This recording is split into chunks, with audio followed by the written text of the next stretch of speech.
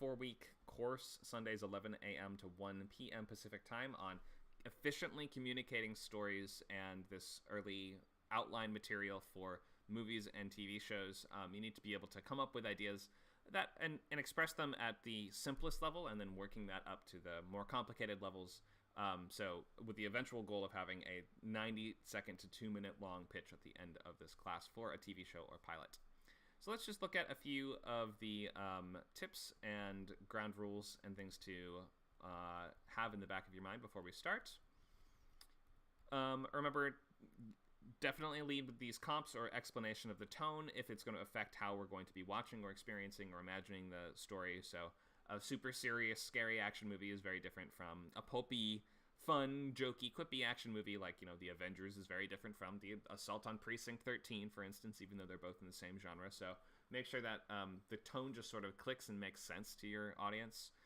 We want to make sure that you have the walls of the story laid out. So that might be time frame, boundaries, or ticking clock. That can be, for a TV show, very wide walls. And often TV shows will have less emphasis on the walls in the pitch anyway. But even look at a pitch for something like Ozark, right? Where it's like this fast-talking financial advisor gets in over his head with some criminals and ends up needing to move to the Ozarks, where he must then launder like $500 million in 5 years. We have the walls in the sense of the location that he is in. So the Missouri Ozarks, the secluded mountain roads and the lakeside properties of the Ozarks. And then we have the time frame as well, which is over 5 years. Those are very wide walls, and a movie it'd be tricky to work with the span of years in a thriller movie, because especially in genres like horror thriller, you need to keep the walls as tight as possible around the protagonists. But for a TV show, just having that slightly wider scope makes sense, and also just gives us the sense, okay, I can see why this might be 5 years of TV. This might be 5 seasons of a show, as opposed to just a movie, which would only have, you have 1 year, you have 3 weeks to make us this money instead of the 5 years. So remember, wider walls are totally fine on TV. You can include background and context. That's essential, but don't include it if it's not essential. Don't use character names unless it is based on a real person or a public domain character that is well known. And when it comes to your comps, you don't earn bonus points for comping things that the person listening to you does not know. So don't try to show off too much, or it's not a place to be as original as possible. You need to use comps that they will know, or else they just won't work. More pitching tips. Remember, focus on the main character. You probably will only be mentioning the main character and the antagonist and perhaps the central relationship. You may not even really need to get too much into the antagonist or central relationship, depending on the kind of movie it is. So don't feel the need to include every single character in this thing. Always ask yourself why this specific protagonist.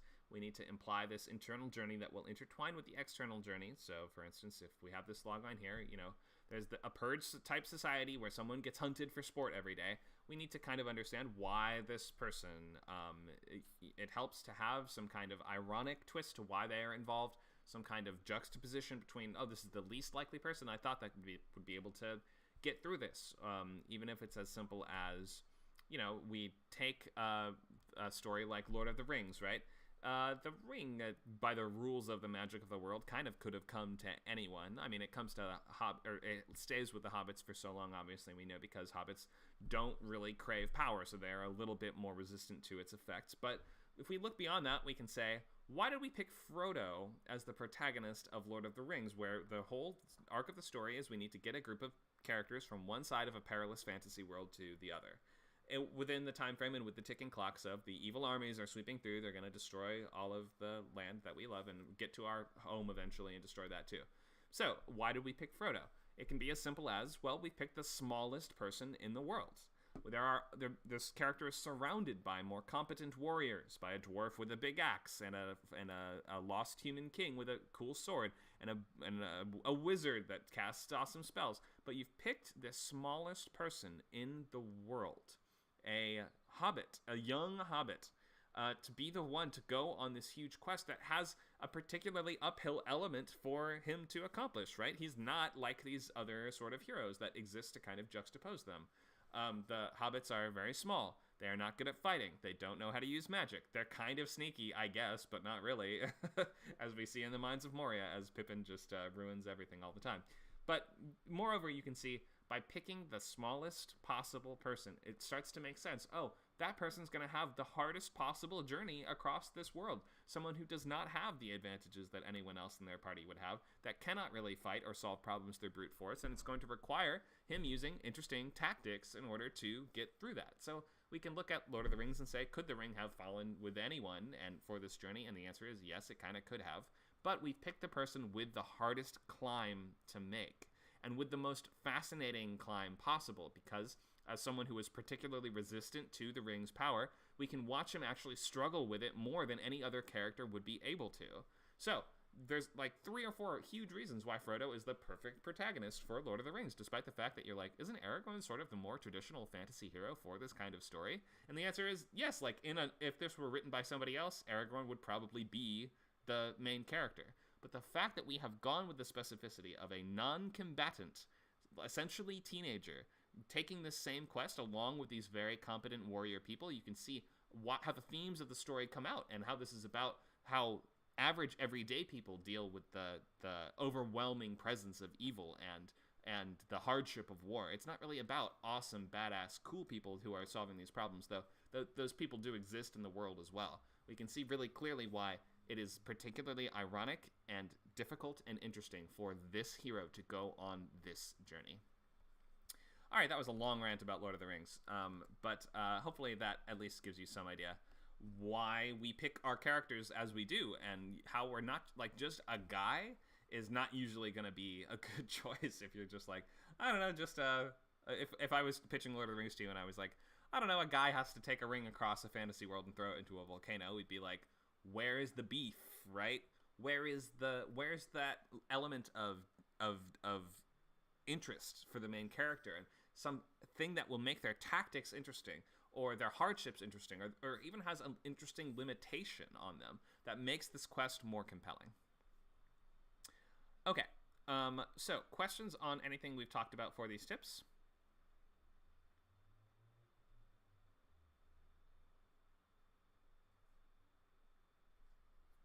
Because we're going to go to student pitches soon.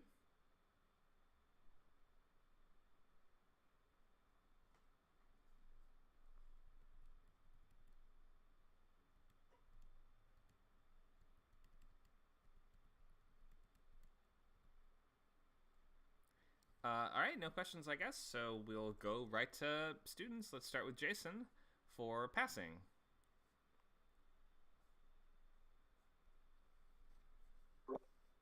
I'm sorry, we're supposed to be reading it out? You start with the title and genre. Okay, sorry.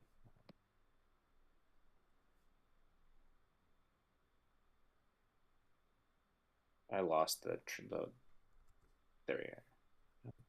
The free pitch class chat channel. Yeah, I lost it. I can tag you in it if you need. Wait, nope. Okay, there we are. Thanks. Okay. The working title, which likely will change, is Passing. It's a dramedy. So think kind of Insecure meets Rami. So as a white passing body double in New York City, he must return to Houston when his brother is injured at the work site of his family construction company.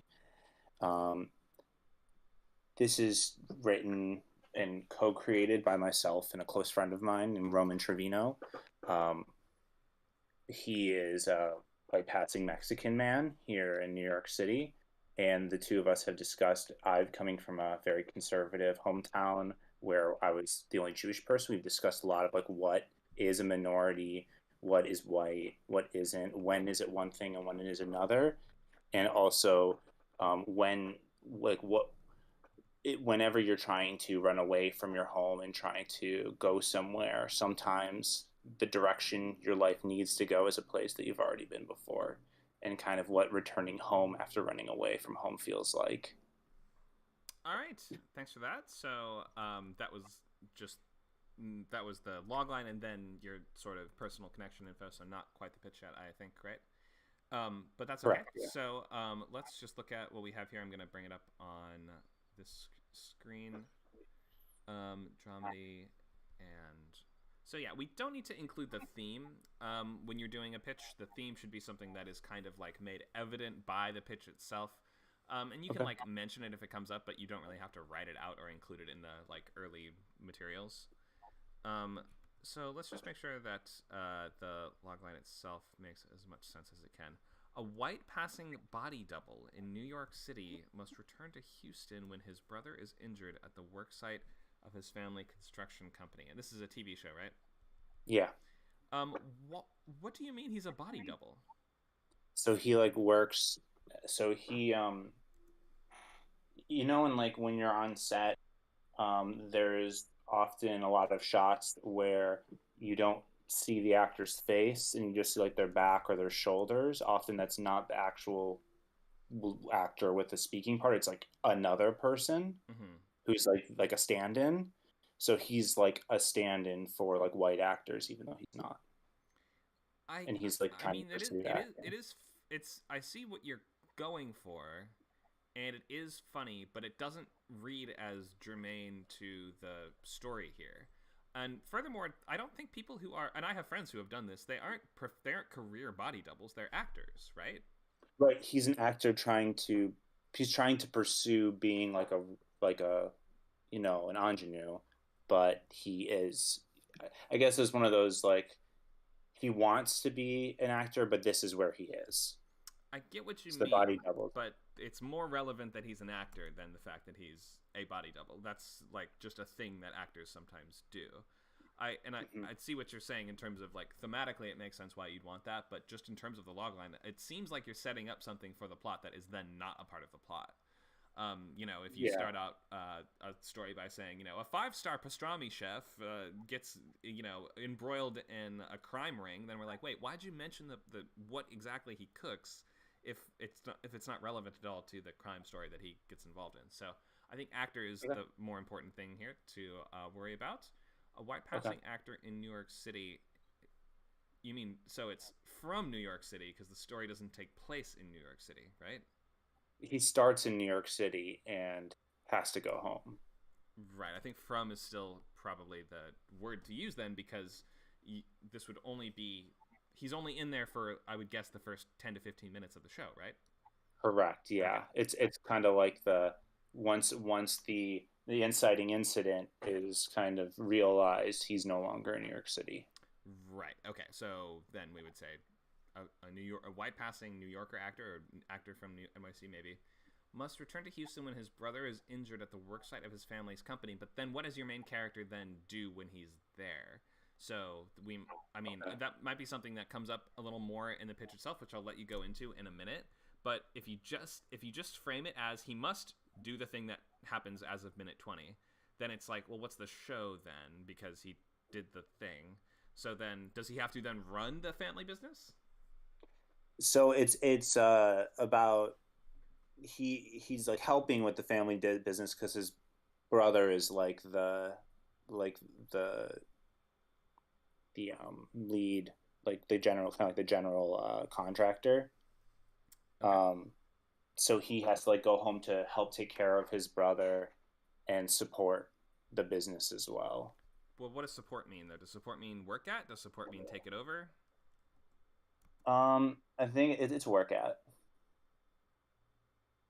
Sorry, what do you mean? He but he, it, he just it needs to well, it's work there. mainly he has to just like help take care of his brother. His brother's been like paralyzed, so it's like he has to go home to help take care of his brother. So like it's the idea that he's been running away from his home and his for a long time, and now he's forced to come home and take care of his brother, who is the one who kind of stayed and embraced his home, his family, his culture, his home place.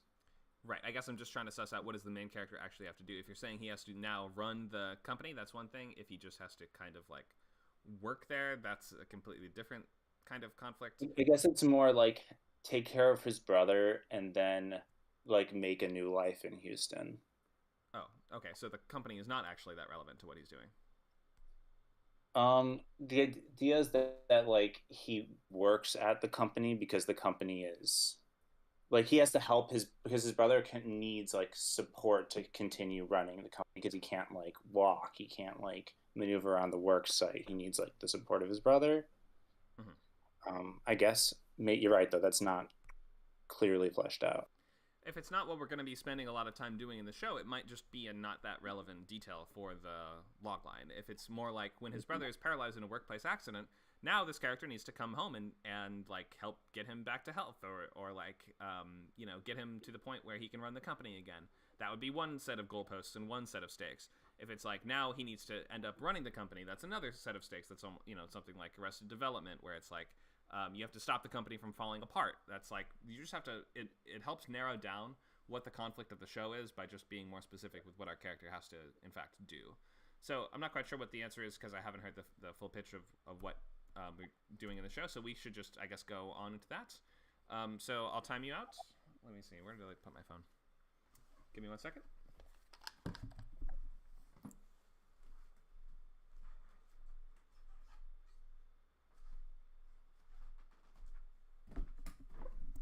All right.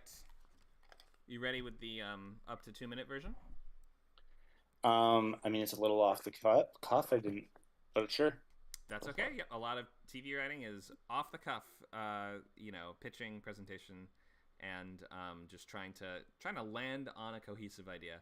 So just give it your best. I'll cut you off a little after 2 minutes. Go for it.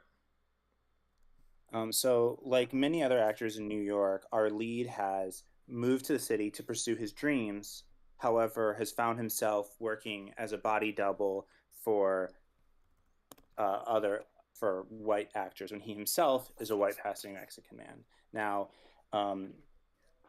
within a few, one day while on set, he receives a series of phone calls and messages from his mother letting him know that his older brother has been paralyzed on a worksite accident at his family construction company. With this news, he actually needs to go home to help support his brother while he becomes well enough to get the construction company back up and running. Now, this is an important story for both me and my co-writer and co-creator, Roman, as both of us come from very conservative areas where we ourselves were an underrepresented minority in the area. He himself being a white passing Mexican man from the Houston area, while myself being a Jewish person from the Northeast Ohio area. And during this pilot, we want to explore the idea of what being white actually means and what being a minority means, and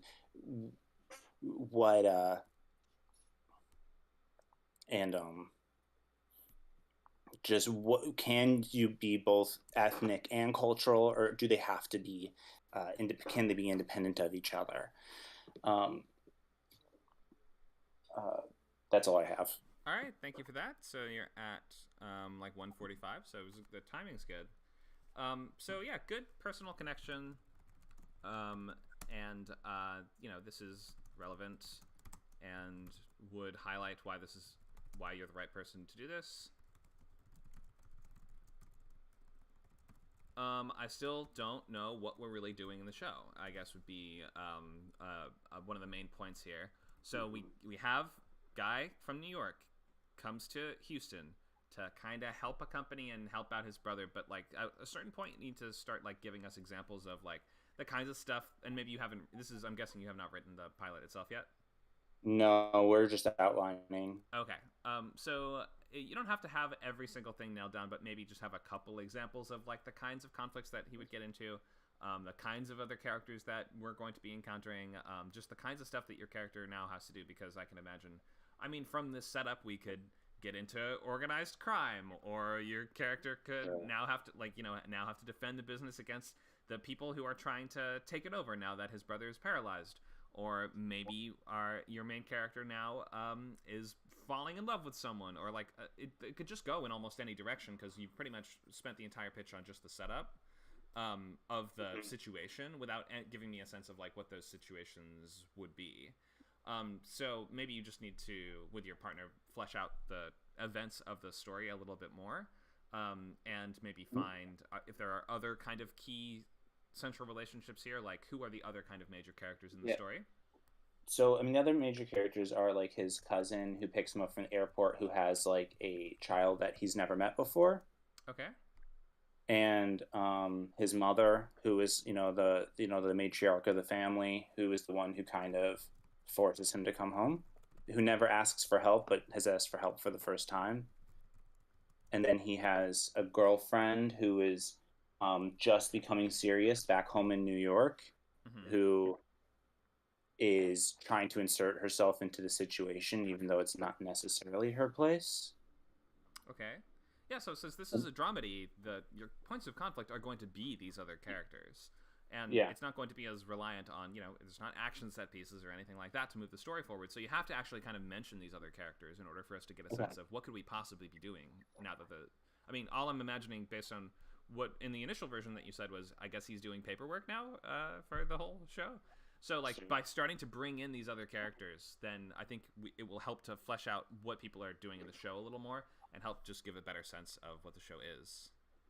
Mhm. Any questions from you on this? No, I think that's all pretty clear. I mean, I guess it's because it's kind of like one of these like small, small cast, very character driven kind of stories. Mm-hmm. Like, um, then it's really important to kind of dive into who our main 4 or 5 characters are, and almost give like a small log line on each character. Yeah, maybe not, it doesn't have to be like a full log line, but just like a little bit, like just we want to see snippets of the kinds of things we're going to be doing in the show and the kinds of interesting conflicts that will play out. So by bringing in the mom, or who was this, like the girlfriend or the cousin with the baby, or like all these things, I'm like, okay, maybe that's an episode. That's an episode. That's an episode. And so like basically any of the characters that you mentioned will imply at least one full episode from just them if you suggest that some kind of interesting conflict there. So yeah, like you mentioned, there is a little conflict with the girlfriend where she maybe is trying to become part of the situation when she's not supposed to. I'm like, okay, there's a whole episode. Or the thing with the cousin and the baby that he's what was it, he's never met before or something like that.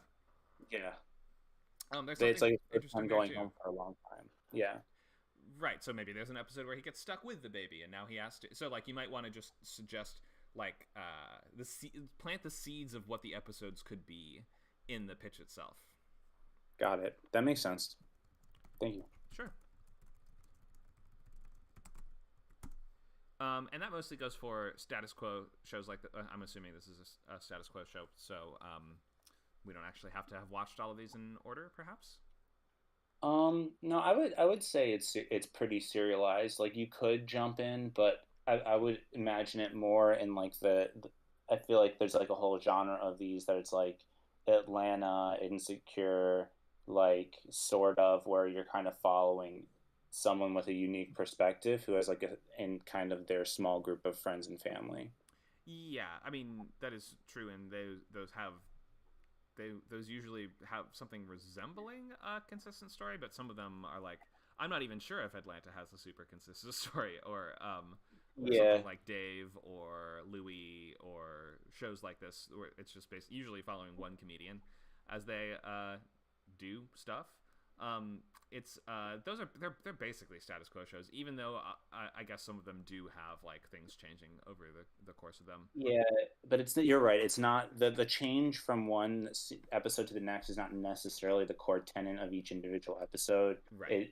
It is you could probably jump into any episode of Atlanta and watch them independently. Hmm. And yeah, so you're right. It probably is pretty status quo with small serializations between over the course of like a season. Right, right. Or yeah, like Dave is a similar thing. Or a lot of the FX channel network just has a lot of these. HBO and FX, I think, both have Yeah. a lot of them. But so yeah, that's why when you're giving a description of it, or when you're pitching a TV show that works a little more like that, that's why you have to just sort of like give examples of the kinds of stuff that we might do, because we're not going to be able to say like we're working towards solving this one big mystery or beating this really strong bad guy, or like you don't even have an antagonist. So we need to, if you don't have an antagonist or any sense of what the antagonistic forces might be, then it just becomes your job to sort of like allow us to imagine various episodic antagonists by suggesting just the basics of those stories. Got it. That makes sense. Cool. Thanks so much, Jason. Looks like we have one more for the moment from Gray, but we would like more of these. We have a full hour left in class, so please, if you have even an incomplete logline or pitch for a TV show or movie, then now is the time to get good feedback on it and about your presentation of it, connection to the material, and all these things that we're looking for when it comes to actually explaining and summarizing your work. I also want to just, before we move on to another one, bring up the importance of reading Wikipedia articles on movies, and it can be rare to find really well-written ones. So check like Oscar contenders first. I've really liked Scary Stories to Tell in the Dark from 2020. Palm Springs has a really, really nice plot summary as well, which in fact kind of gets so efficiently into the story that you read it and you're like, wait, what about the beginning? Oh, he skipped over that. So you can see how some of these, they just really, really, really cut to the important and interesting stuff right away, especially in complicated stories. Palm Springs is a pretty complicated story, but the way that it cuts in and just like slices immediately to the central relationship. On November 9th in Palm Springs, Niles and Sarah bond at a wedding reception for Sarah's sister Tala and her husband Abe. Wow, we just set up 4 main characters, the central relationship, and what we're doing in the first like 20 minutes of the movie, all in one sentence. So you need to be able to like realize what's important and realize stuff that's not that important that you can sort of leave out. Do we need to include Chewbacca in a full pitch for A New Hope, do you think?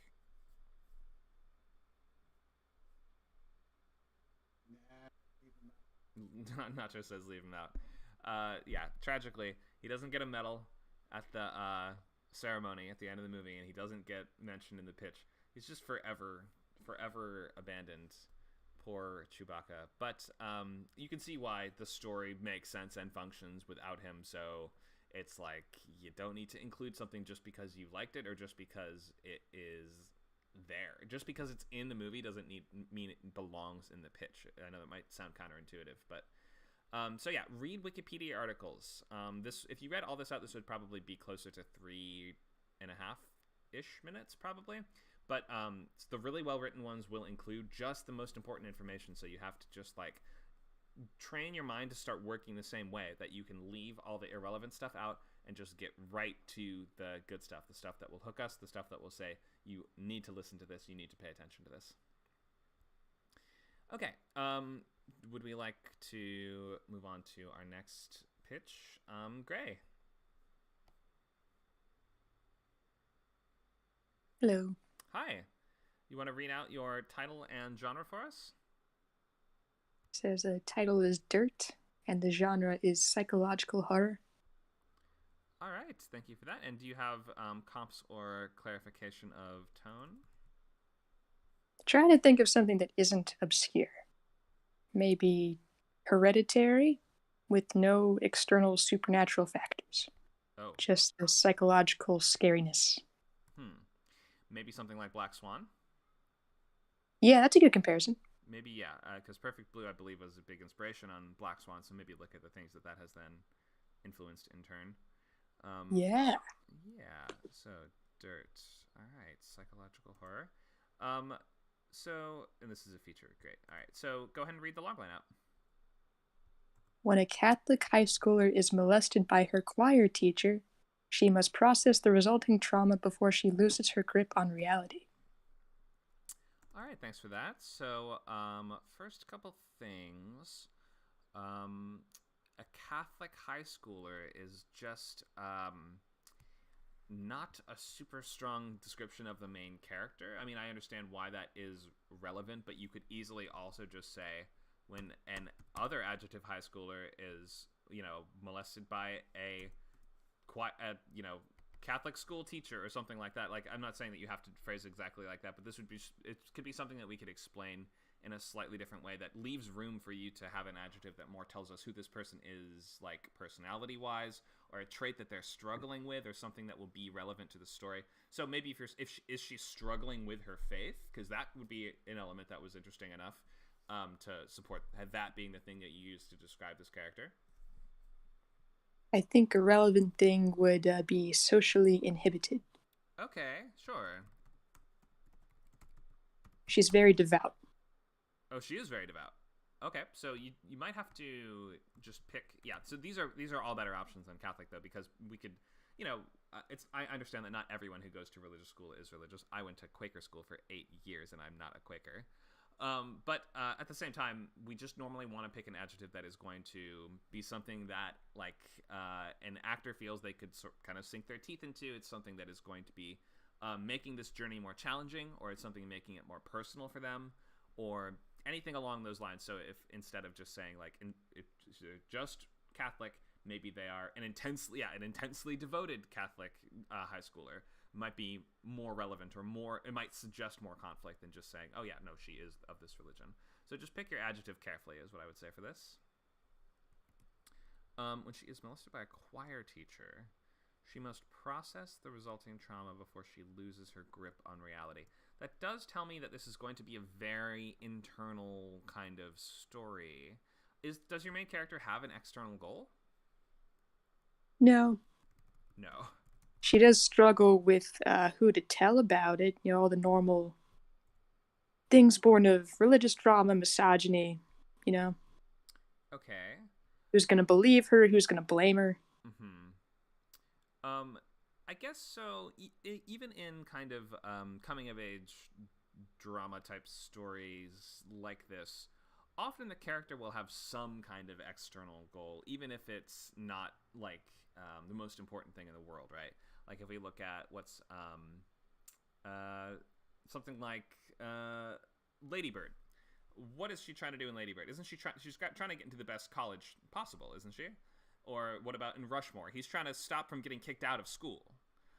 So just by giving your character some kind of goal that gives them something to do, it helps us picture the movie better, because normally we want the internal journey to be intertwining with some kind of external one. Otherwise, it feels like the entire movie could just be taking place with the character sitting in a room and thinking about stuff, right? So we want to be suggesting what we're actually watching her do.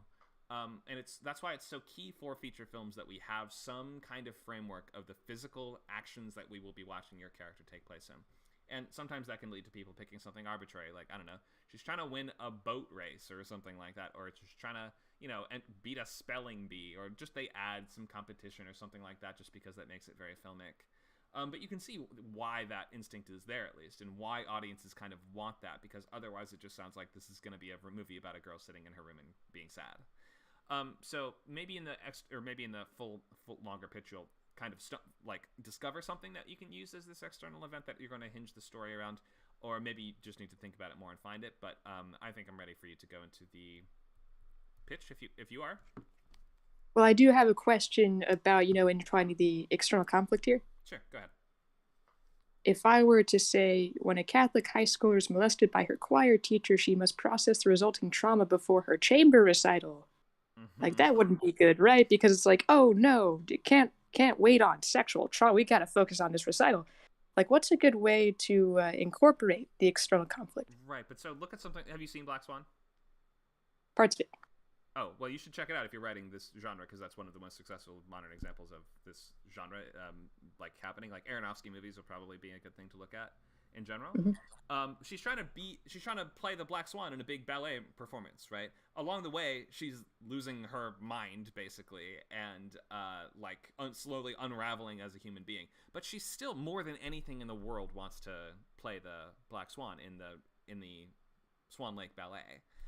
So in that show, we wouldn't say she's trying to keep from going insane before this big performance. We would say something like, an obsessively devoted dancer starts to psychologically unravel after meeting this, after getting this part, and starting to bleed, her reality starts to bleed into the part that she's playing. So it actually is relevant that that's what we're doing over the course of the story, and it gives us, visually, that those are some of the things that we're going to be watching. Rehearsals.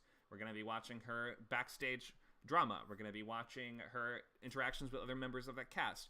We're going to be watching her struggling with a difficult director. We're going to be watching the medical effects of the dance that it's the toll that it's taking on her.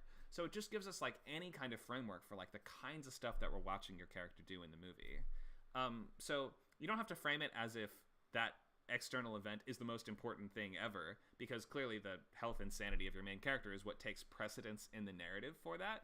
But just find something that your character cares about and is trying to accomplish, no matter what it is, will just give us a clearer vision of what the story is. I do have an idea for perhaps the last half. She must process the resulting trauma to reconcile it with her upcoming confirmation. Do you know about confirmation in Catholicism? I am not super familiar. I went to Quaker school myself, so we did not have that. So how does the confirmation work? Confirmation is selecting a saint to, I guess, exemplify, and it cements your place as an adult in the Catholic Church. I see. So that would be important for someone devout. So would that work better? Well, that does add that does add walls. That starts to add walls to the story in a nice way.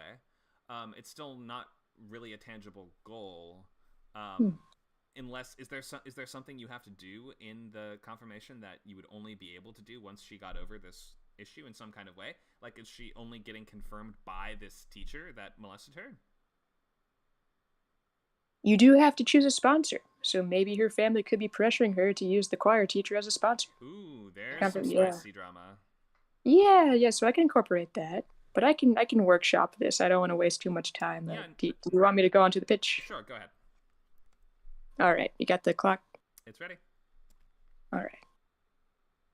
Growing up, I was Catholic as well. I was this Catholic high schooler who didn't have many friends or people I could confide in. And I believe this was the reason I was so devout as a teenager, because often when kids don't have much to be there for in life, they can cling to something external, such as a deity, a daydream, something no one else can see that belongs only to them. That's why this is very personal for me, especially given the themes of sexual trauma. I was not molested myself, but there are other instances along the same vein of being so afraid to tell anyone what you're struggling with, being surrounded by people and being so alone for it. What happens to our main character in this movie? She suffers this horrible event and feels like she can't tell anyone. She believes she's the one who's transgressed the will of God. She suffers an episode of sleep paralysis soon after, where she believes a roach has crawled into her mouth. And this is sort of symbolism for the filth she feels inside for having this happen to her. And this theme of guilt and dirtiness and trying to be forgiven for a sin you didn't commit, that's how it all ties into her losing her mind, all because of the actions of an adult who should have been protecting her. That's all I got. All right, thanks for that. Again, timing was good. You're at about 1:40. So the personal connection is great, and like especially because this takes place in a world that is one that you yourself have spent time in and have felt some of these similar struggles or pressures or like any of that stuff that is going to just make it seem relevant to your own upbringing or life. So that stuff is great. I think that I would guess this is something you've not yet written. I made this up like right before we started talking. Right before. Okay, great. Then that's fine. So you're still thinking of some of these things, but we still just need a sense of like what are we watching the character do in the movie. And so you did spend like I would say the first like 45 seconds or so on personal connection, which is good, and like it's fine to take that long if then all of the rest of it is just story. But we still need to have the like a bit of a stronger emphasis on just the events that occur. So you might say, we can start these off by saying, you remember once upon a time there was blank, and every day she blank. So there's a Catholic high schooler who's super devout and who every day, gets straight A's in class and really looks up to this one choir teacher who she's at the top of the class for. Until one day, blankety blank happens, and now she doesn't know who to trust or who to go to. So she goes to this person, and they aren't able to help. She goes to the police, and they aren't able to help. So then she finds out she needs to she's being pressured to choose this guy as her confirmation leader or whatever. So now she needs to find a way to either prove that he did it and get him kicked out, or find just ways to emphasize what the character's goal is and what they're actually doing and the things that are happening, choices that they're making in the story, and lead that all the way up. And you can take that all the way up to around the middle, and then you'll say, and then she needs to blank before blank. So she needs to find a way to resolve that situation before arbitrary, cutoff, or the confirmation is a fine thing. It's a fine like goalpost to be heading towards. What are we watching characters do? Stronger external goal, but good personal connection, and confirmation makes good walls, and time frame. Just need a sense of maybe other characters. Because again, in dramas, like most of the time, the conflict is going to come from other characters. And you did mention this as psychological horror, but I'm guessing this is going to have kind of a heavy drama element too, right? Yeah, I assume that sort of goes along with it. If you're suffering psychological problems, something bad probably happened. Right. It might just be something to include, just because I wasn't able to imagine very many scare sequences, for instance, from just the pitch. I like how you mentioned the bug crawling in her mouth scene. That gave me a better sense of like, oh, this is the kind of stuff we're doing in the movie. But I didn't feel like the rest of it had a very strong horror angle to it. So I was like, okay, so where's the conflict? Is it the other characters? Okay, we need to find like a web of characters, or like a pressure cooker of a situation to put the main character under, so that tension is building. And the conflict is getting increasingly difficult over the course of the story. That'll be my last note that I make on here. Situation that is getting increasingly difficult. So for this one, you might underscore, for instance, the fact that she is the psychological toll that it's taking on her sanity. Now she's failing classes. Now she's pushing away the people that care about her. Now she's getting in screaming fights with her parents. Now she's like damaging her grades, and now she might get kicked out of school. So just find a way to emphasize that the challenges will be getting increasingly difficult, not just like one bad thing happens at the beginning and then the rest of the story is your main character just dealing with that. We want to understand that the difficulty will be ramping up, which is almost always going to be what makes the story tick better. That sounds good. Yeah, a lot of the horror element, I suppose, is visual. And this can be sort of alienating, especially in script writing communities. But I'm really fond of animated stuff. I'm partial to it. Most of, the most impactful films today aren't animation. Like, it's all live action stuff. And there's nothing wrong with that. There's a reason that live action is the prominent medium for storytelling. But animation is very important to me. And so it's hard to get across that a lot of this will be visual storytelling. And so how would you incorporate more visual elements into a verbal pitch? You aren't really. That's not usually going to be the primary goal. That's like more the director or the cinematographer's kind of jurisdiction than ours.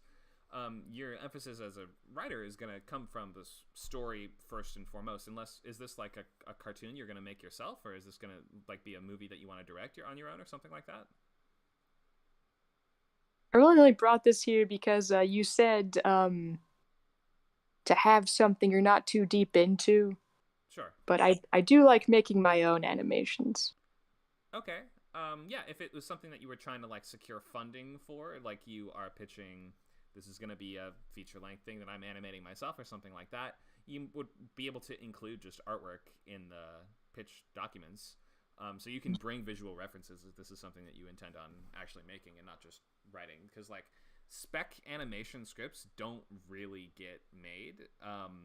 Like you can see, there's a reason almost every single animated movie that comes out is from a huge studio like Disney or Pixar or something like that, in the US at least, because those things are incredibly expensive to make. They take years of time, massive teams, and hundreds of millions of dollars. And as a result, they're not going to make an animated psychological horror film anytime soon. They're not really going to make anything no big studio is going to make an animated movie that is not based on a licensed property or backed by, one of the couple big companies that makes all of that stuff in the US, which is just one of the unfortunate realities of the US market.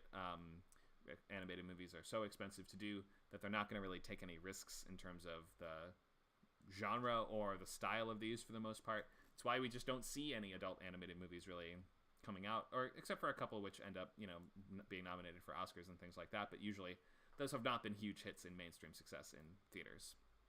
In terms of just if you're pitching the script itself, don't really worry about the visual elements. I mean, more often than not, that's just not our job. It's the job of somebody that we would then be collaborating with. Though, if certain like scenes or things like that are really important to you, then you can bring them up and you can like suggest.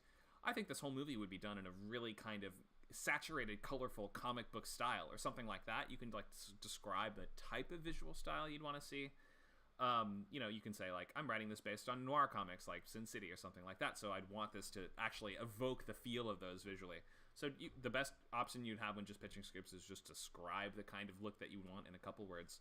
If you're making it yourself, though, feel free to include whatever artwork you want, like backgrounds or pictures of characters or clips of animation or anything like that in your sort of visual gallery that helps convey the major visual elements of the story. Mm-hmm. And so, yeah, if all that's visual, I can't just, say, a bug crawls in her mouth. And in this scene, there's raw sewage like flowing out of her face in a hallucination. So if, that's not something I put in a log line. Should I then change the genre from psychological horror to something different if it's not something I can express plot-wise? I think you have to just pick the genre that you think best fits with what the movie is. So if it is psychological horror, then you wouldn't change it to something that isn't that, unless there was some really good reason why. I mean, in terms of the specific visual moments that you're mentioning, those can come up in your pitch, and you should in fact mention those if that's going to emphasize or amplify the communication of the story itself. If you're like, so yes, things happen like she's sitting in class and suddenly raw sewage starts pouring out of her eyes and filling up the whole room. You can mention little like moments like that. Absolutely, you can mention those in the pitch itself. So it's okay to leave some stuff out of the long line if I can supplement it with other material? Yes. Yeah, for sure. Okay. All right. Yeah, the long line has to be a little bit reductive. Well, very good. Thank you for this pitch. Thank you for your feedback. Dirt. All right. So it was Jason and Gray.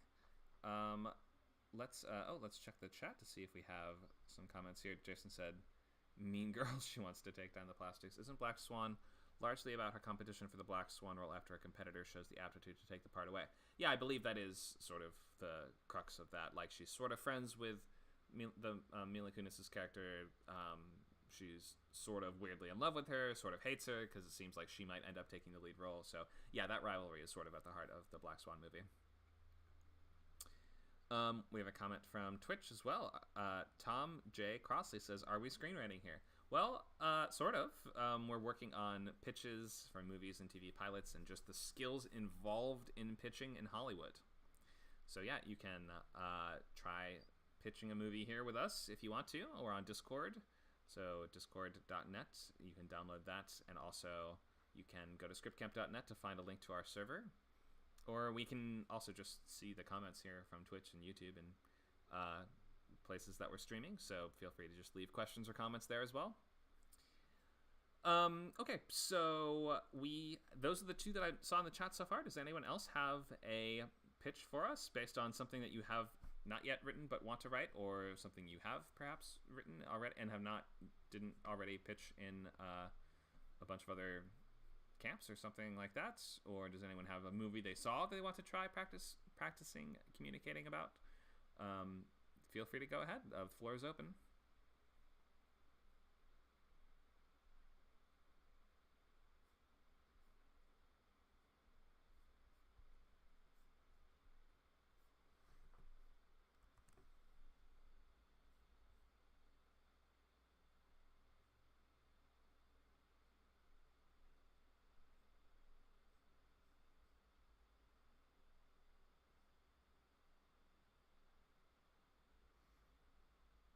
Does no one else have a pitch for a movie or a pilot? Or a short? Or a play? Here's one. Thank you, Willow. Why don't you hop on mic and read out your title and genre for us? So this is just something I came up with on the kind of spur of the moment. So it'd be bad. All right. The art of art. Uh, it's basically like little Einsteins, but with art instead of music. It's a children's animated series. Longline is an imaginative amputee attends a magic school that hones creativity and explores what constitutes art. And the pilot is titled The Blank Page.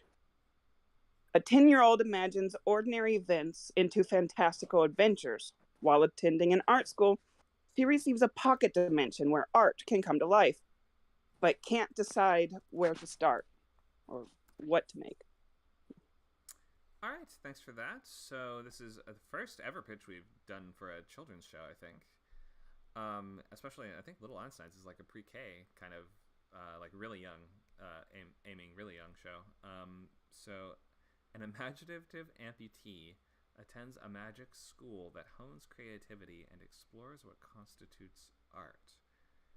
A 10-year-old imagines ordinary events into fantastical adventures. So I guess, is the school actually magic, or is the main character just imagining things? The school is real, and the students attend the school to learn the basics of art and how to create it. Like the different they learn about sculpting versus painting versus baking versus writing. All of them are types of art, and they learn different techniques and different styles. Okay, but so you're saying two separate things are happening. One, he's imagining ordinary events as fantastical adventures, but also going to a real magical school and having real magic adventures? Not exactly. So it starts off in the real world where she's just an ordinary kid. She loves to write imaginary stories. So and she will imagine ordinary things into adventures. For example, climbing up the flight of stairs in her house. She imagines herself into on the cliffside with Indiana Jones uh, saving an artifact, battling a helicopter of goons. Mm-hmm. Because of her imagination, she receives an invitation to a magical school where her art can become reality, and it can go from being inside her head to everyone being able to see it. Okay, so this is sort of a Hogwarts situation where it's because she is super imaginative that she gets the invitation to like the imagination school or whatever. Is that right? Yes. Okay. That's it. Got it. And then that is a place where her imagination can then take actual physical arcane shape in the world. Got it. Right. While attending an art school, she receives a pocket dimension where art can come to life. Is that a third magical thing happening, or are you saying so? It's more like the students all receive a magic paintbrush, and their paintbrush is a key to their own pocket dimension, where it's like a white room where you can go in and create. There are no physics, there are nothing. Whatever you imagine can come to life in this room only. So there are multiple children, and each one has a distinct style. In this case, our main character, she likes adventure. So if the assignment is they need to go build a sand castle, each one is going to approach that differently based upon their personal taste and different styles. I see. Okay. So this is the kind of thing where you might want to mention if there's, the central relationships here in the story. If there's going to be like a cast of, I don't know, 2-3 main characters. So if we don't have an antagonist, normally you need to have flesh out a little bit more about the protagonist, because if there's not an antagonist, usually The circle of protagonists will be the ones that are kind of carrying the show with conflict just sort of between them. So is there like a Voldemort kind of guy here that's going to be giving us some sort of like overarching conflict in the background, or is it mostly going to be small interpersonal issues between the main cast? Not sure. There would not be a big baddie. There's no Voldemort. Okay. No, but there might be. I haven't decided. Like, something happens in her real world with her real world family, and there's a conflict there. She goes to the school, and through a different conflict finds the solution, and then takes it back into her ordinary world to solve that conflict as well. Okay. It might just be they stay at the school and it's between these group of people. I haven't figured that part out yet. Gotcha. Okay. So I kind of go ahead. just I have the basic characters who is in the group and what their different personalities are. Okay. Yeah, and those should be, for a kids show like this, they should be pretty simple or pretty easy to explain. So to that end, I might just in the pitch itself include those, like maybe 2 central characters besides your main hero here. Maybe, I don't know, if there's like a teacher that's going to be guiding them, like your Miss Frizzle kind of like responsible adult character that's going to be helping them through all this. Just look for who else that we might attach to in the story, because if the only thing I'm getting for the pitch is this is like the very broad kinds of conflicts that your main character is going to get involved with, then we want to be able to kind of imagine 2 or 3 examples of those things. So try to plant the seeds for what like the kinds of episodes could be. We want to, by the end of this, say like, oh, okay, I can imagine 2 or 3 episodes from this just based on the quick bits of information you gave me, which might be just, and she's got a best friend who is obsessed with, I don't know, what are some other obsessions that kids could have that would relate to art? He's obsessed with spooky, scary art, right? I mean, do you have a spooky kid or something like that? Then, like, we can imagine, okay, there's an episode there. Like, she, you get trapped in the art world of the spooky, scary kid, and now we have to get out. Something like that. So just give us enough that we can imagine a couple episodes based on just the fragments you've given us.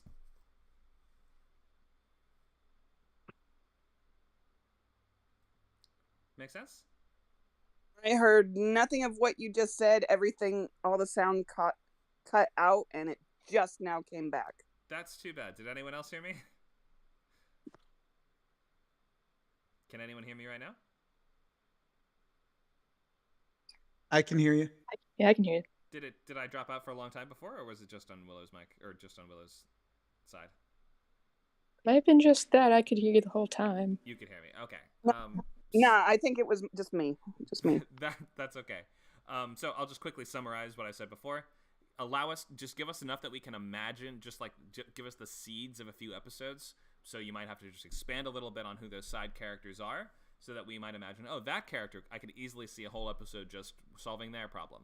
If there's like a central kind of Miss Frizzle like guide character, like a responsible adult, that might be somebody you would want to go more into. So just by expanding on the different characters a little bit, we might get a better sense of the kinds of episodes we might see. Why does the thumbnail for these always freeze my face in the most horrifying of expressions? That's just... It's like there's an algorithm that does that on purpose. Okay, so thank you for that, Willow. Any questions?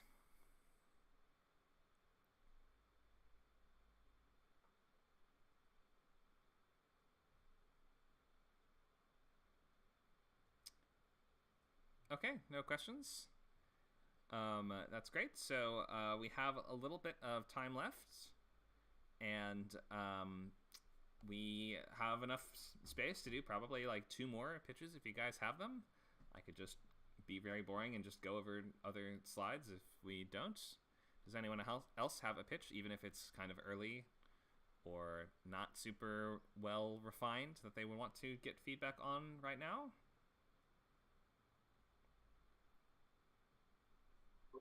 One second. I think I have something. You have another one? Great. Maybe. Let me check. Okay.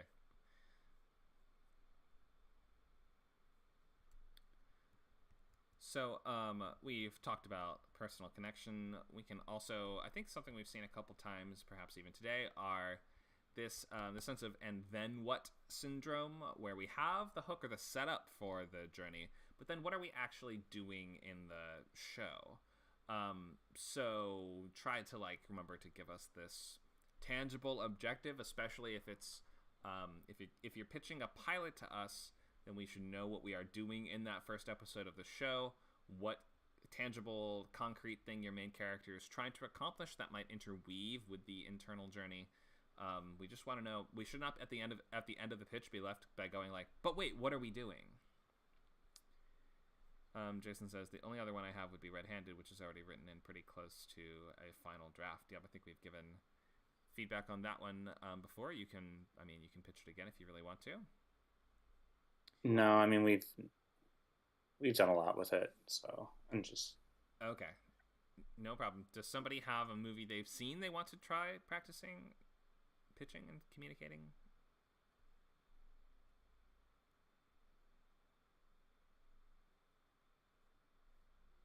There is a miniseries on Cartoon Network called Over the Garden Wall, and I think I know the first episode well enough to pitch it effectively. Okay, great. Yeah, I've seen the first few episodes of that, but not super recently, so I might not remember the whole thing. But yeah, let's bring that up. Title, I think, is it's called Over the Garden Wall, and this first episode is called the old grist mill, I think. Yeah, looks like there was a pilot in 2013, but the old grist mill seems to be the first aired. Yeah, I think the pilot was called Tome of the Unknown, but the premise was different there, and so I think the official first episode of it was the old grist mill. You're right. All right. So, sure, let's try with this. So you're gonna pitch this just as the pilot itself, and this is, I think, a 15-minute show. Is that right? It's 10, 11-minute long episodes, so altogether it's basically like a movie, but one episode is 11 minutes. Right. Okay. Great. So whenever you're ready, give us. Do you have a logline, or do you want to just try a logline for it first?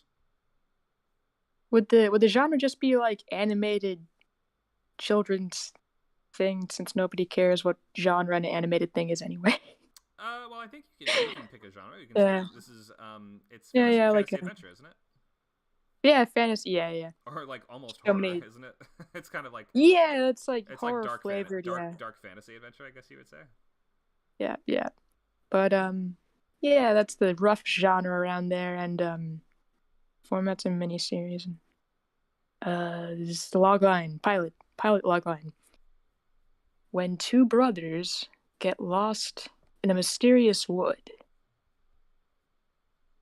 they must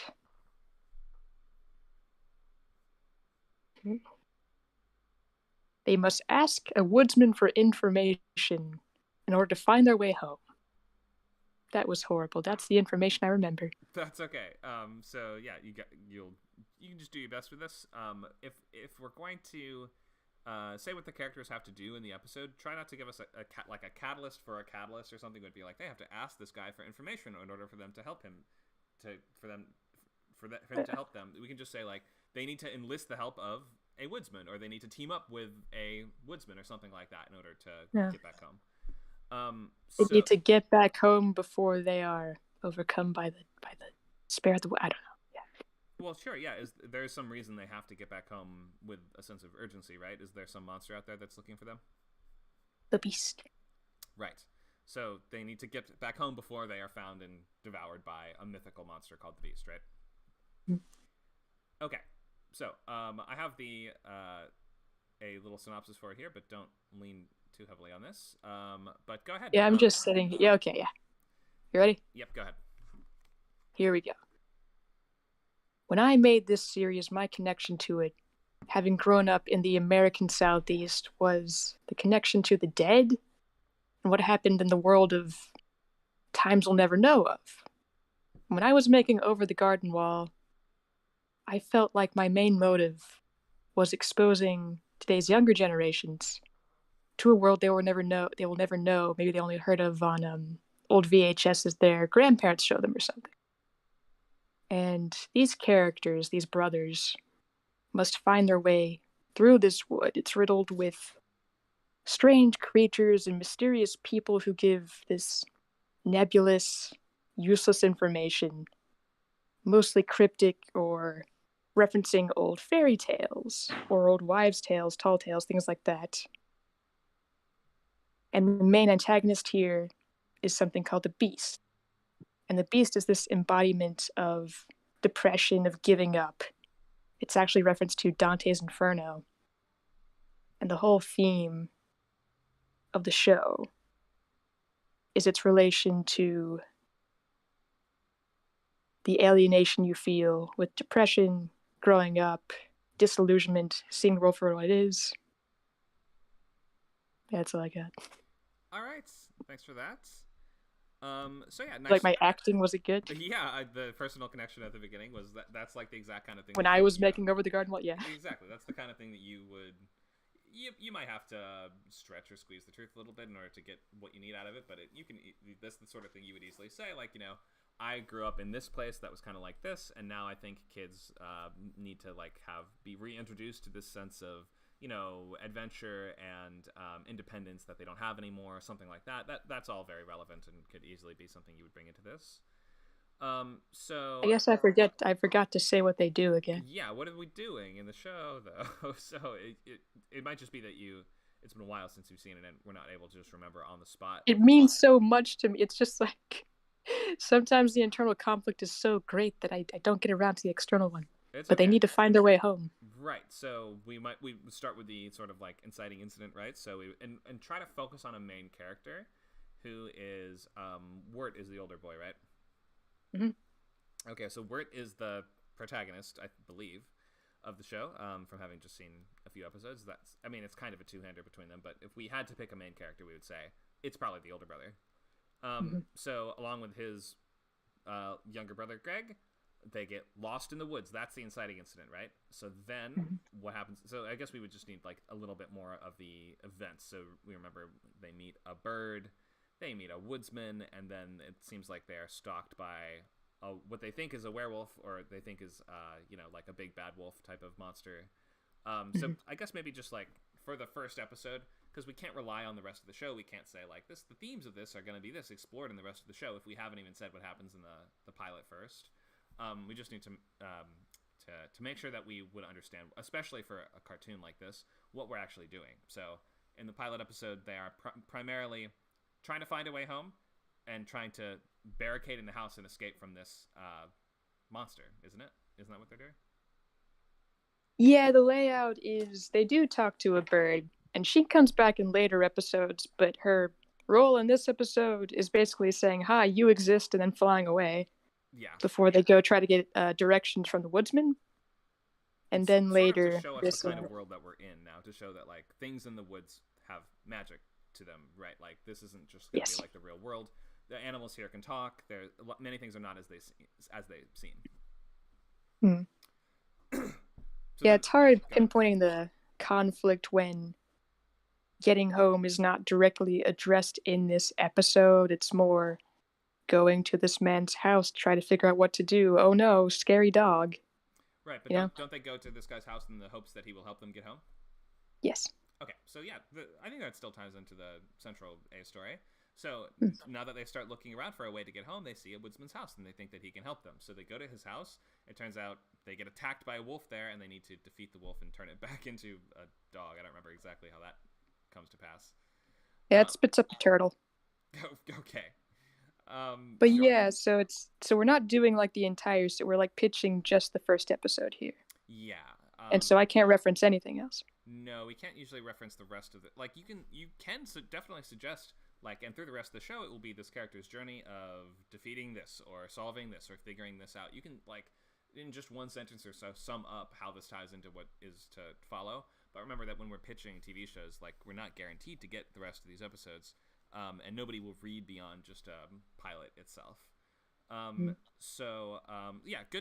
attempt at this. I know it's tricky to, especially if it's been a while since you've seen it, to get all the important and relevant stuff in there. But good communication at least, and getting the front loading your personal connection, and knowing the characters well and just like explaining a little bit more about the world is more important for TV. So I like how you mentioned, we have all kinds of folklore and wives' tales that are just everything. Every legend is true is basically the foundation for this world here. So, any questions on this? I think that gave me a lot of information. Definitely, if it happens to be convenient, check the rest of it out. The penultimate episode has this amazing twist. Ooh, okay. But yeah, I think I have more information on the right things to do now. Awesome. Yeah, let's like. Oh wow, episode 10 summary is way longer, so I'm guessing the story gets more complicated as it goes on. Cool. Shh, don't read it. Don't read it. Yeah. Go watch it later. I won't read the spoilers. All right, thank you for that. Let's check in our chat and see if we have any questions or any other. Oh, we do have another pitch from Jason. Thanks, Jason. Any questions though so far, based on what we have talked about today?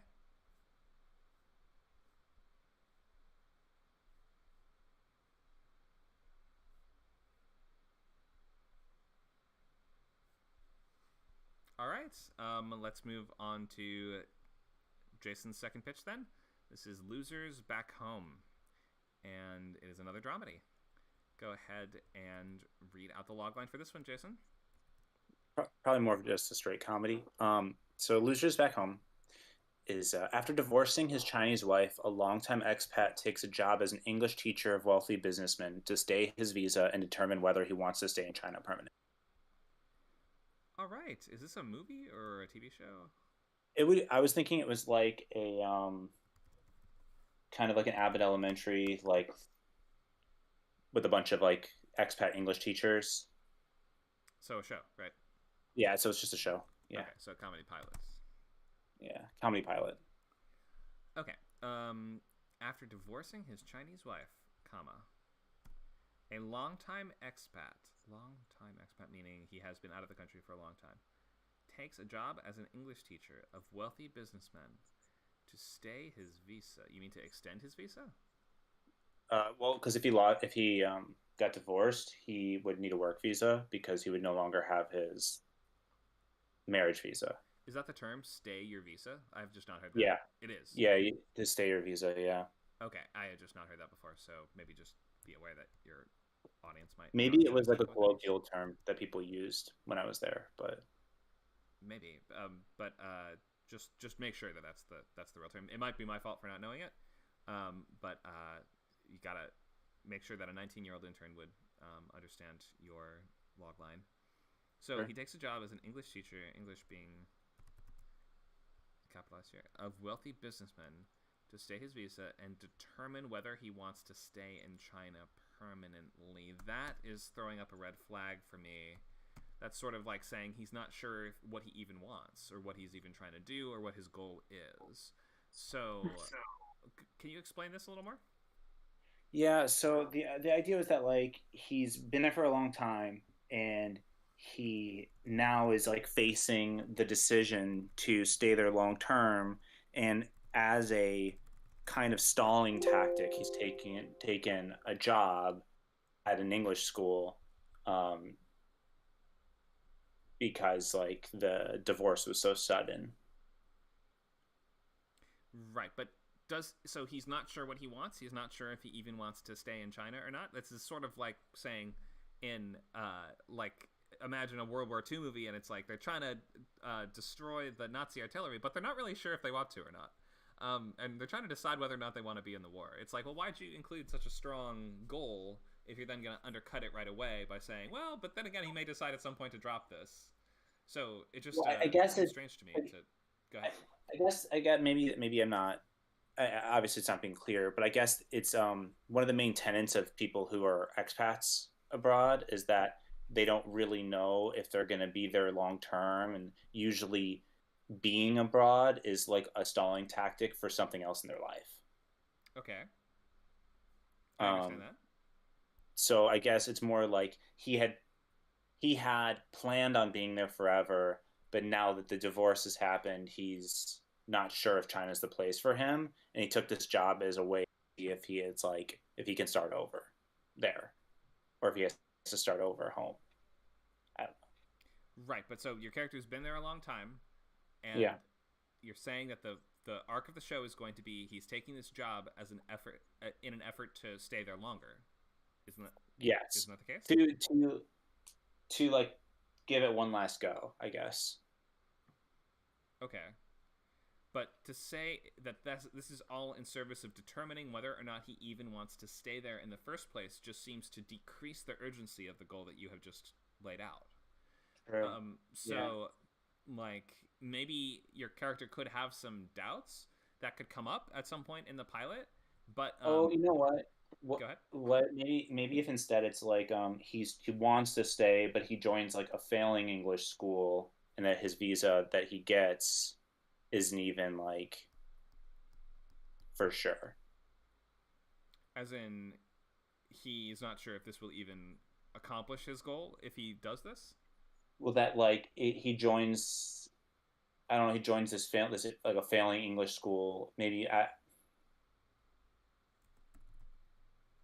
yeah.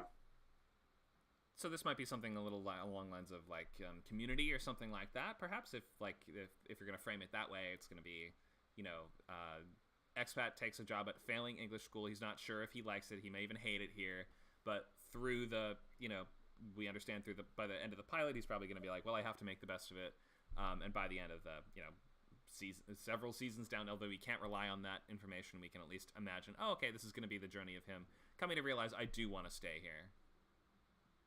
Yeah. Okay. So I might just not mention this thing where we don't want to say a character's trying really hard to do this and also trying to decide if he wants that thing in the first place. That just seems kind of like wishy-washy goal setting at the beginning of your screenwriting process. So maybe just leave that out. And maybe find some other kind of time pressure. I mean, is his visa expiring on a certain time coming up, perhaps?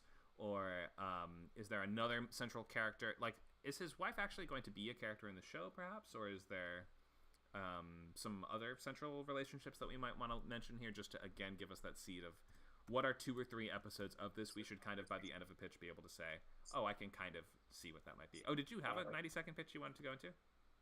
Not really. This was just an idea I played with for a while, and because I was an English teacher abroad in China for a few years, and there was kind of like a consistent cast of characters that would come into the schools. It was like, and there was always like a group of like men who were older who had no real skills in life, but came to China because foreigners thought white people were attractive, and they always were dating women that were like far beyond their own like level. I don't know, it's a good way to put it, and we call them losers back home. I see. Okay, so yeah, that's a great personal connection. You might just need to find that, like, at the center of the show is a conflict of some kind, and often school-based shows have a very strong sense of chronological constraint to them as well, right? Because it's like you don't stay in school for years and years and years and years unless you become a teacher, which I think a lot of school-based shows end up taking that kind of route. I mean, on Glee, weren't they in school for like 10 years or something?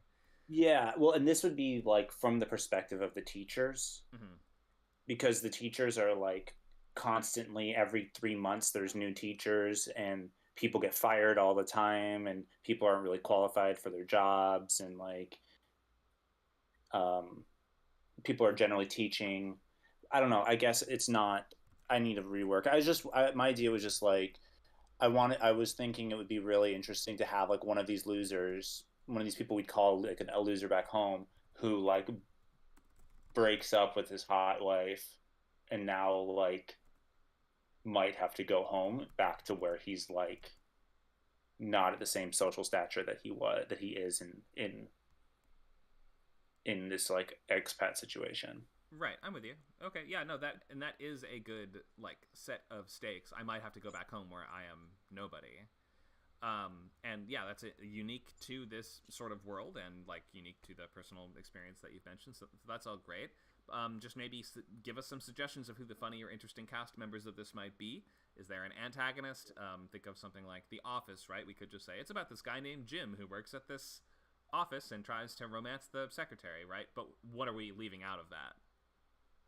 like we're like leaving out like all of the crazy characters that are there along with him, Yeah. his boss. Who Yeah, is, like for instance, Michael Scott, who's sort of like, although Jim is kind of our central protagonist whom we are following, Michael is the constant foil and basically the villain of the show in some ways. Although later, like, I mean, many episodes do become about him, and like the show becomes more about him as it goes on. We would just need to mention like that one other character that's going to be the source of a lot of that conflict, right? So this kind of snarky, sardonic office worker needs to contend with his overbearing and extremely awkward boss in order to, rise through the ranks of this paper company and woo the secretary. So I've only mentioned 2 other characters there, but that does just allow the situations to blossom in the mind of your listeners and suggest many different conflicts and many different episodes that would come from that. So I'll say antagonist or source of conflict. Like, these shows might have a overbearing and tyrannical teacher board.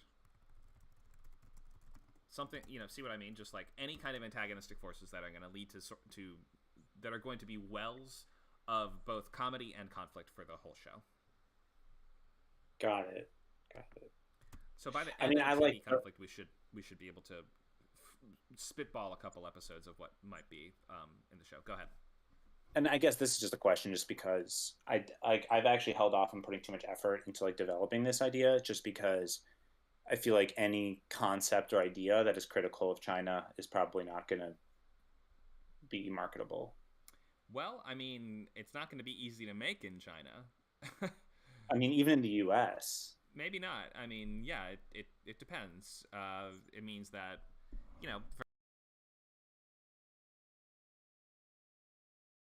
You just want mute again.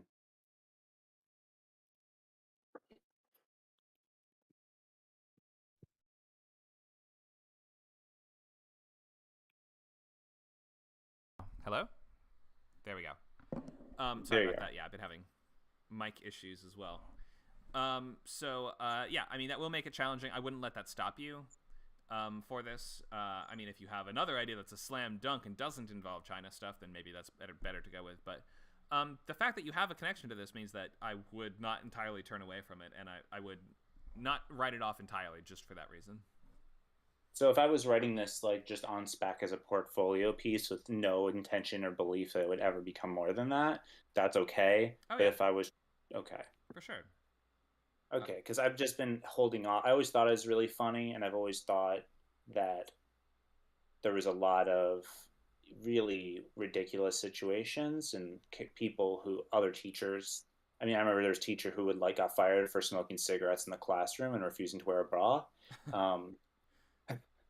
This is the kind of stuff that you should mention in the pitch, and like just okay. These are the little tidbits that you need to include for us to go, oh, there's a whole episode. There's a whole episode.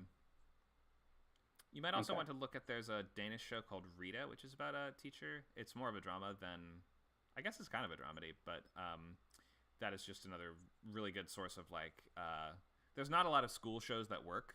Have you seen Abbott Elementary? No, I've heard it's really worth checking out though. It's like that same like documentary, like mockumentary format, like The Office, but it's about like elementary school in like a low income area.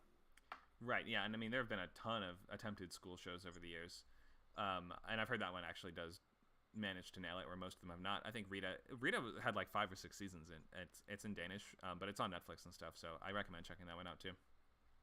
Okay, I'll definitely look into that. Yeah, I think this is a good one. I just had always been apprehensive, just because like if you're making a school about teaching English in China, you're gonna make fun of Chinese things. Like it's just gonna happen. Yeah, I mean, you will have to maybe just be a little careful for that reason. But if you live there and you've done the research and you have the experience, you have people you can talk to and interview, and just you can put in the effort to doing it right, then it's just not off the table. Okay. Cool. Thanks, Jason. So this is going to wrap up week 2 of our pitching boot camp. So we have 2 weeks of this left. Next week we will have a guest, Connor Rowan, who does specialize in TV. So especially if you have ideas for TV shows, make sure to come next week, Sunday, 11 to 1. Also, if you have not signed up for Script Camp or are interested in doing so, you can see how to do that here. Scriptcamp.net/classes. You can buy the course on its own, or just go to scriptcamp.net/membership and you can sign up for a free trial for our unlimited membership, which includes all boot camps, all classes, all labs, and everything else. Remember, we have script coins too. Type in $store into chat to get a readout of how many you have and what you can get. You can get a free t-shirt too if you message Nacho, our co-founder, with your address and size. He can send you a cool Script Camp t-shirt to thank you for helping us launch Script Camp off. Remember, we have lab Saturdays 4 to 6. And we have a referral program, Refer a Friend, and you will get a full month free, and they get a discount on their subscription. So please do that as well. We're going to wrap it here for today. Thank you so much for joining us. We will see you all next time. Remember, also we have table reads today at 4 o'clock. Bring up to 5 pages of a script to get feedback on them and hear them read by a group of other script campers. So I'll just leave this up for a second so you can see what we have coming up. And we'll see you at your next event. Thanks for coming by.